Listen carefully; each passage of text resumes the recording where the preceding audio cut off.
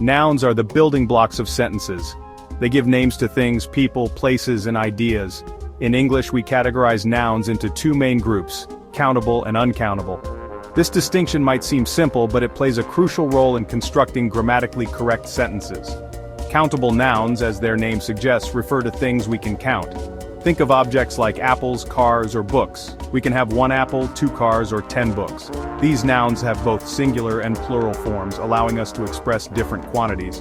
On the other hand, uncountable nouns represent things we cannot count as individual units. These are often substances, concepts, or abstract ideas. Water, advice, and happiness are examples of uncountable nouns. We perceive them as a whole rather than separate entities. Understanding the difference between countable and uncountable nouns is essential for using the correct grammar.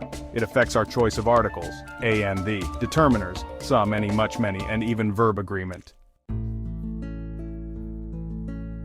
Countable nouns are the words we use for things we can count. They are like the individual pieces that make up our world. We can have 1 cat, 2 friends, or 3 ideas. These nouns are easy to identify because they have both singular and plural forms.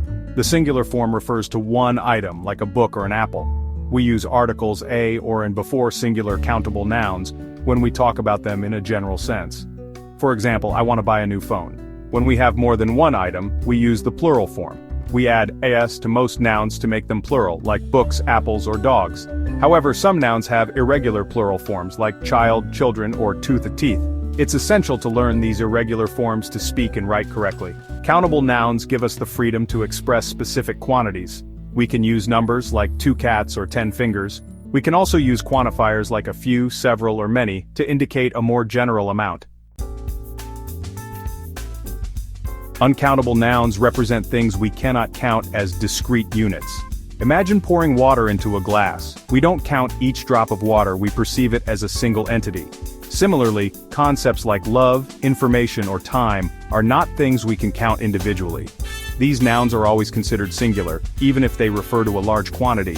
We wouldn't say 2 advices or 3 informations. Instead, we use words like some advice, a lot of information, or a bit of time.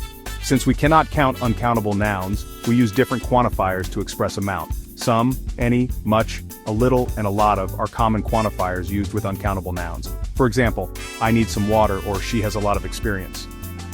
It's important to remember that uncountable nouns do not take articles a or an directly before them. We cannot say a music or an advice. However, we can use the before uncountable nouns when referring to a specific instance, like the information in this book is outdated. Determiners are words that come before nouns and help us understand more about them. They tell us whether the noun is singular or plural, countable or uncountable, and whether it's specific or general. Think of them as signposts guiding us towards a clearer understanding of the nouns they modify. Articles such as a, an, and the are probably the most familiar determiners.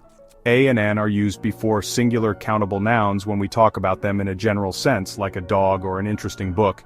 The is used before both countable and uncountable nouns when we refer to something specific, like the dog I saw yesterday or the information you requested.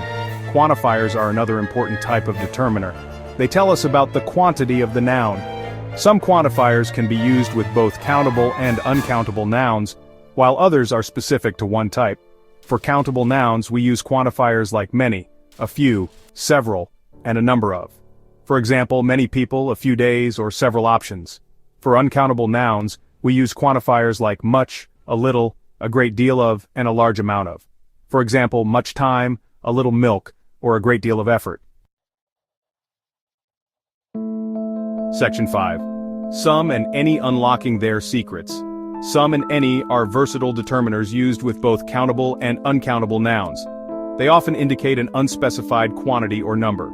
However, their usage depends on the type of sentence and the context. In positive sentences, we typically use some to indicate an indefinite amount or number. For example, I have some books you might like, or there is some milk in the fridge. Any is generally used in negative sentences and questions to indicate the absence or potential absence of something. For example, I don't have any money, or do you have any questions? However, there are exceptions to these general rules. We can use some in questions when we expect a positive answer or when making a request. For example, would you like some tea, or can I have some more cake? Similarly, we can use any in positive sentences when we mean it doesn't matter which or every. For example, you can choose any book you like or any student can join the club. Section 6. Mastering much, many, few, and little. Much, many, few, and little are quantifiers that help us express quantities, but they have specific rules for usage depending on the noun they modify. Understanding these rules is key to using them correctly. Much and many both indicate a large quantity, but much is used with uncountable nouns, while many is used with countable nouns. For example, I don't have much time, or there are many people at the concert. Few and little both indicate a small quantity, but few is used with countable nouns, while little is used with uncountable nouns. For example, I have few friends in this city, or there is little hope left. These quantifiers can also be used in their comparative and superlative forms. More and most are used with both countable and uncountable nouns, while fewer and fewest are used with countable nouns, and less and least are used with uncountable nouns. For example, I have less time than you, she has the most friends, there were fewer cars on the road today, and he ate the least amount of food. Section 7. The curious case of dual nature nouns. Some nouns can be both countable and uncountable, depending on the context. These dual nature nouns can be a bit tricky, but understanding their different meanings will help you use them correctly. One example is the word hair. When we talk about hair in general, as in she has long hair, it is uncountable. But when we talk about individual strands of hair, as in I found a hair in my soup, it becomes countable. Another example is the word paper. When we refer to paper as a material, as in I need some paper to write on, it is uncountable. But when we talk about a sheet of paper or a newspaper, as in I wrote a letter on a piece of paper or I read the newspaper this morning, it becomes countable. The key to understanding dual nature nouns is to pay attention to the context and the intended meaning. Section 8. Tricky nouns and exceptions navigating the maze. The English language is full of exceptions and irregularities, and nouns are no exception. Some nouns might seem countable but are actually uncountable, while others might have unusual plural forms. It's important to be aware of these tricky nouns to avoid common mistakes. For example, the nouns advice, furniture, and information are often mistakenly used as countable nouns. However, they are uncountable and should be used with quantifiers like some, any, much, or a lot of.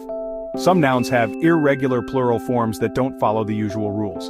For example, the plural of child is children, the plural of tooth is teeth, and the plural of foot is feet. Other nouns have the same singular and plural forms like sheep, fish, and series. For example, one sheep, one fish, two fish, one series, two series. Section 9. Practice exercises, putting your knowledge to the test. 1. Choose the correct determiner. A. I have some any questions for you. B. There is much many traffic today. C. Can I have some water please? D. She gave me a little advice.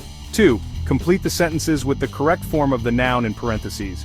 A. I saw 3 deer in the forest. B. Can you give me some information about the tour? C. I need to buy new furniture for my apartment. D. He gave me a piece of advice that changed my life. 3. Correct the mistakes in the following sentences. A. I need a new furniture for my living room. B. She gave me many advices on how to improve my writing. C. I don't have much time to waste. D. Can you give me any informations about the job opening? Answers 1. A. Some. B. Much. C. Some. D. A little. 2. A. Dear. B. Information. C. Furniture. D. Piece 3. A. I need new furniture for my living room. B. She gave me a lot of advice on how to improve my writing. C. Correct. D. Can you give me any information about the job opening?